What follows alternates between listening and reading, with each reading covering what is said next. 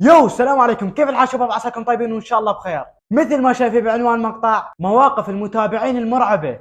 ما له داعي الكلام هذا، ما له داعي الكلام. اكيد هسه التعالي كلها ما تخوف، وهسه ما حد يخاف. فالمهم سوينا هذا الفيديو للونسه وللضحك، يعني فقط انه يطلع مقطع يوتيوب. لو انزل فيديو بس صافن عليكم انه مقطع يوتيوب، يعني بس والله.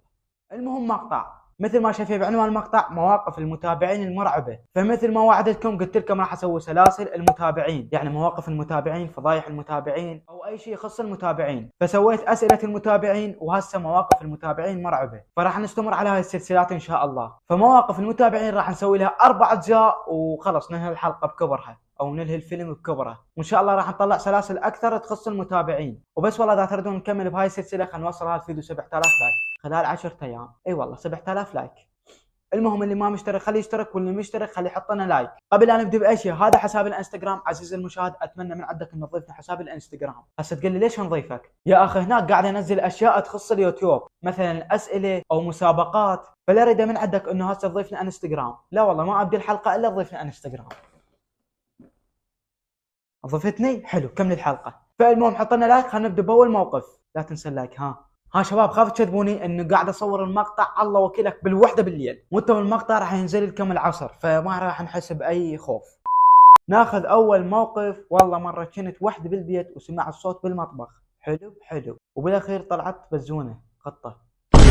ها ها يعني هسه اخاف انا ابكي؟ يعني هسه هذا موقف يخوفني؟ نزلت لكم بوست على اليوتيوب، قلت لكم دزوا لي مواقف مرعبه، يعني هسه هذا موقف مرعب الله وكيلك، هذا موقف فالمهم تحياتنا لك حبيبي. اهم شيء المشاركه، لا تزعل، اهم شيء المشاركه. تخيل عود هذا اول موقف، كان المواقف الباقيه شنيه؟ الموقف الثاني مره دخلت للسادس اعدادي، ماكو موقف مرعب بقد هذا. اي والله العظيم، اي واحد يريد يخاف خليه ينجح للسادس اعدادي، قبل انت تخاف من بوحدك. ما يحتاج موقف يصير وياك مرعب، هذا مرعب الله وكيلك، السادس مرعب. ولو انا 4 سنوات بالاول متوسط، ايش وقت شفت الرعب من السادس؟ بس الله وكيلك من اسمع بيه اخافا. وبس والله الله يعينكم السادس الاعدادي، وان شاء الله تنجحون يا رب. تقول هاي اختنا انا ما اخاف، الخوف يخاف مني. حلو، ابد ما مرتعبه بيوم، ما مرتعبه عود ما خايفه بيوم. بالاول كتبه عدل يلا ما تخافين، كتبه عدل يلا ما تخافين، ما مرتعبه بيوم. الله وكيلك سواد علي الصنصره ظلين تقمزين. انت للبنات دواتن الصرصره او البريحصي، هذن كافي، ما يحتاج موقف مرعب يصير وياك. بس نذب عليه الصرصره او بريحصي يصير عليك هذا موقف مرعب. يا الله، هاي كل القصه، هاي القصه انا احكيها؟ يا معودين قلت لكم مواقف مو قصه انا. ايش اقرا هسه؟ هاي يرادلها جره ماي. يا الله، هسه نقرا هاي القصه. تقول هلا وشلونك، راح احكي قصتي صارت وياي بالمدرسه. كنت انا بالمدرسه، بعد وين كنت غير بالمدرسه؟ انا وصديقاتي في المدرسه تشرح واحنا نرسم، بعدين مطرت وراها فصه الكهرباء بالمدرسه وتفصل الكهرباء. لعت هاي المدرسه قد جايفه، وبعدين طلع صوت قوي رعيد، بحيث قمنا نصيح. وتخيل احنا دوامنا ظهري، يعني نطلع بالاربعه، فصيحنا. بعدين مطرت حيل وصارت رعيد، فانا رحت للغرف المدرسات، وما القى لك الا ظلمه الغرفه. فانا خفت، اجيت اطلع الباب انقفل علي. شت، باب المدرسين انقفل عليك؟ من القفله؟ تخيل جني بالمدرسه. شلون انقفل؟ صديقاتي قفلنا، قمت اصيح وبعدين قمت استغفر ورجفت.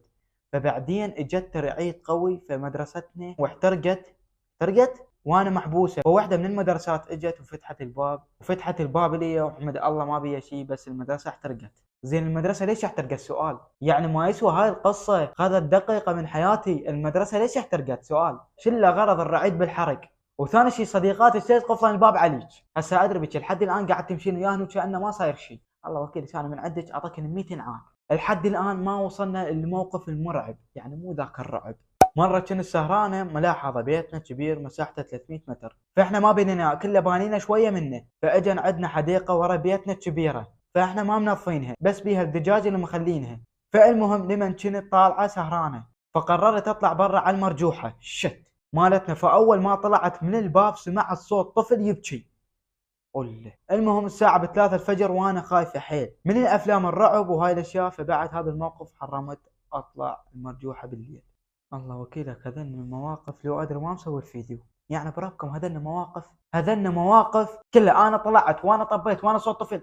انا شعله وياك انا مسوي الفيديو. القصة اللي وراها والله هاي قصتي، تعالوا اسمعكم اياها. حلو، تعالوا خلينا نسمعها. هاي يوم من الايام برمضان كان عيد ميلاد اختي، فاحنا ما سوينا عيد ميلاد قوي فخصصنا العيد ميلاد، وهاي احنا كنا قاعدين بالمطبخ انا وامي وابوي واختي. حلو، فهم نايمين ما نسمع الا الصوت عالي، يعني شي وقع سوى صوت حلو، شي طاح وسوى صوت قوي. فامه راحت تركض عليهم، ما اسولف لكم شنو صار بالبنكه. اكيد البنكه طايحه، اكيد هذيك هي مبينه، واقع عليهم هذن اللي يفترن. قصدك الريش واقعات. فانا قمت ابكي حيل حيل، والدم ترس البيت، وخابروا واخذوهم من المستشفى. يعني الريش طاحن على راسن. اوكي، يا الريش شلون يطيحن؟ وانا بوقتها كان دوام صباحي، من الخوف للصبح ما نمت، والصبح رحت للمدرسه وبس. هاي قصتي، تحياتي لك من البصره. الله وكيلك بعد ما اخذ اي موقف من البنات، لان مواقفهن فيطي. مرة من المرات كنت نايم وحلمت بشيء يخوف، من فتح الباب كان يطلع ابوي. ابوك مشاركك حتى بالحلم، ادري ابوك شو يسوي بالحلم ما تقول لي. يوم من الايام، يوم طبيعي، رجعت من المدرسة وانا تعبان وطبيت الغرفة ونمت، وبوقتها حسيت بحرارة كلش قوية، وحسيت جسمي يرتفع، وقعدت وقمت من مكاني، وحسيت روحي خفيفة لأبعد الحدود. ورحت للغرفة ولقيت اخواني يلعبون، وحاكيهم ما يسمعوني. يا معود اخاف حلم، هسه ايش بيها خفت ولا اقدر اسمعهم. ورحت لامي بالمطبخ وشفتها جاي تطبخ، وحكيت وما ردت علي. حتى امك ما ردت عليك؟ وبعدين طلع لي الشخص لابس اسود. يا معودين انا ايش ما قمت اخاف، خلنا نفتح الباب عمود تصير طفرت السريعه. اوكي، هسه شنو يطلع لي؟ انه الباب بسرعه قدامي، باب البيتونه، قبل ينزلنا على الجو على البيت، ورفعنا بقوه بسرعه ورجعنا للغرفه. ولقيت روحي على الشربايه، وقعدت ولقيت الباب مفتوح معانا، كنت متاكد ساده، ولقيت اخواني جاي يلعبون نفس اللعبه، وامه جاي تطبخ نفس الطبخ اللي شفته بالبدايه. لا انا متاكد انه هاي وهم، يعني الشخص قبل لا ينام يفكر باشياء او ينام ويقعد ويحسبها صحيحه، يعني اتوقع هذا شيء وهم، ما صاير هيك ابدا. مره بقيت وحده بالبيت، اهلي طالعين، كان اصعد فوق القى اخوي. اوكي، وين الموقف المرعب؟ خافان ضامه بالتليفون موقف المرعب وين؟ صاحب التعليق اذا قاعد تشوف الفيديو اكتب لنا شنو سوى لك اخوك. من صعدت فوق ولقيته، يا رب كون قاتلك يا رب، شفت الموت بعيوني. دخيلك ربي. مره كنا بالسوق وتخربطت. يعني شلون تخربطت؟ يعني شلون من بحثك تخربطت؟ لازم اكو شيء يخربطك. يعني شلون انا فجاه قاعد افطر وتخربطت؟ شلون؟ وحسيت الملائكه فوق راسي، واحس روحي تطلع من رجلي، وعاد صحيت وشكرا. فانك ليش ما اخذت الملائكه روحك؟ لان مو هذا يومك. الله وكيلك لو يومك كاسوان المفطح ترسل فاتحه مالتك، فاحمد ربك وشكره انه مو هذا يومك. هاي مره رجعنا لبيتنا بالليل تعبانين، لان بوقتها عيد، فقبل نمنا بنص نومتي فزيت سمع الصوت لعابه. الله ما طولك لعابه بهذا التعليق معناها كذب. لعابه تشتغل يا طيبه يا طيبه. انا حتى نسيت المعوذات وظليت صافنه. المعوذات شنو؟ هم زين ظليت صافنه. الله وكيلك لو رايحه على الصوت اللي هذا طلع لك، جا طلع لك غير شيء. عزيزي المشاهد، اذا تسمع شيء خوف لا تروح له ابد، لا تروح له. اذا رحت له راح يصير شيء يخوف. شباب بس مع الصوت، خلنا نروح اشوفه واجيكم.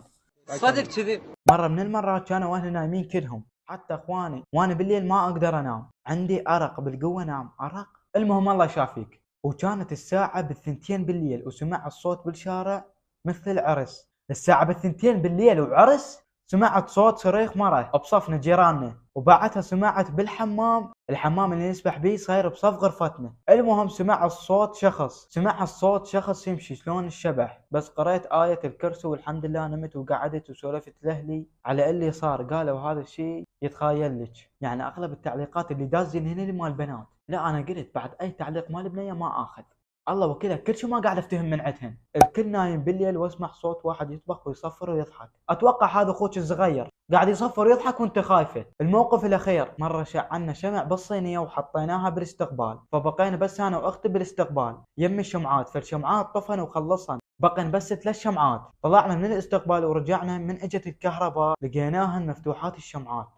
زين فتحن، اكيد هذا بيتكم بيجني. والله العظيم هذين المواقف قاعد تالفون من عندكم، ما حد صار وياه موقف الله وكيلكم، كل هذني كله كذب، وخاصة البنات. هو كل التعليق كله بنات وبس. والله خلصت المواقف الخرا. بس والله شباب قلت خلينا ننزل هذا الفيديو، وهو الفيديو اكيد طلع مو حلو، والله العظيم متاكد انا 100% الفيديو طلع مو حلو. فالمهم شباب اعذرون، صار له 4 ايام ما منزل فيديوهات، فقلت خلينا ننزل هذا الفيديو البايخ. المهم الفيديو الجاي راح اخذ تعليقات الشباب، فاريدك هسه تنزل بالتعليق تكتب لي موقف مضحك صار وياك، فلا تنسى هسه اكتب لي بالتعليق موقف مضحك صار وياك، على مود الفيديو الجاي اخذ من هذا الفيديو تعاليق. فانتظرونا مواقف المتابعين المضحكه بعد هذا الفيديو ان شاء الله.